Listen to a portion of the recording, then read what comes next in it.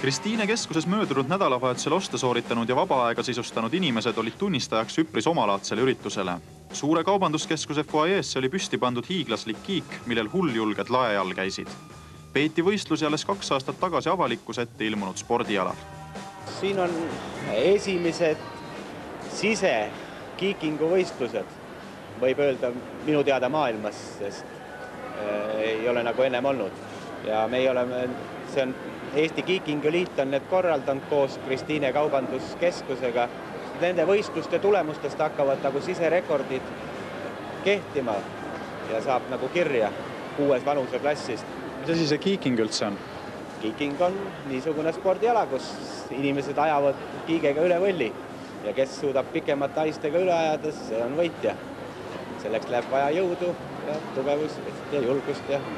Kust tuli üldse selline idee luua selline kiikumine? No, idee tuli väga spontaanselt, tähendab, ma isegi ei tea, kus ideed tulevad, aga tahtsin nagu proovida, kui kõrgele mehed ennast ajada suudavad. Ja algus hakkas asi ikka päris väiksest pihta, aga nüüd on suvised rekordid on 6,90 ja nüüd talvi noorte rekord on ka juba üle 6.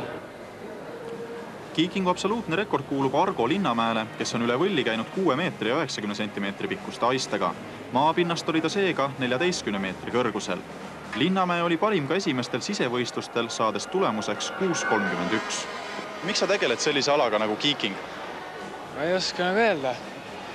Kuidagi tõmbab nagu maa ja ilma vahel kõlkumine. Ei tea. Kas on ka raske sellega kiikuda? Õudne. Kui füüsis on seljale, jalgadele, kätele, siis on ikka, seda on sõnadega võimatu tegelikult edasi kanda, et seda peab ise proovima. Aga on ka mehi, kes ei ole saanud kuskilt 4 meetrist ülegi isegi. Siin praegu oli 6,70 see ka, aga niimoodi nagu ei.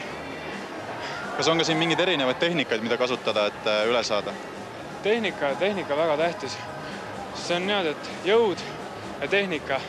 Ja tehnika on see, mida keegi ei õpeta, pead ise õppima lihtsalt.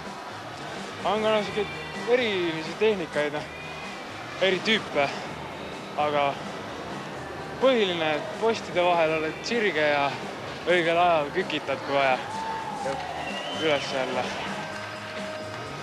Jõudsalt on kiiking arenenud ka naiste seas. Välitingimustes on juba 4 naist ületanud 5 meetri piiri. Kristiine karikavõistlustel sai ainukesena sellega hakkama Margit Saul. Sauli tulemuseks oli 5,10, Ave Murumägi sai teise koha 4,90. Tegelen sellepärast, et see mulle meeldib. See on huvitav. Sa kõigu seal taeva all. ja see üleminek, et see on juba oma ette sükene feeling. Häid tulemusi näitas ka kiikingu järelkasv. Kuni 16-aastaste noormeeste seas sai väga korraliku tulemuse 6,01 kirja Egert Virkus. Neidudest andis Hele Kukel esikoha tulemus 4,80. Kuni 12-aastaste poiste seas oli võidukas Alor Allman 3,80 ja sama vanuseklassi tüdrukutest Maia Melker 3 meetri ja 50 sentimeetriga. Tahtjaid on, sest nüüd on järjest 97. aastal oli esimene aasta oli 10 meest edetabelis, nüüd on 80 ja meie oleme kõigile avatud.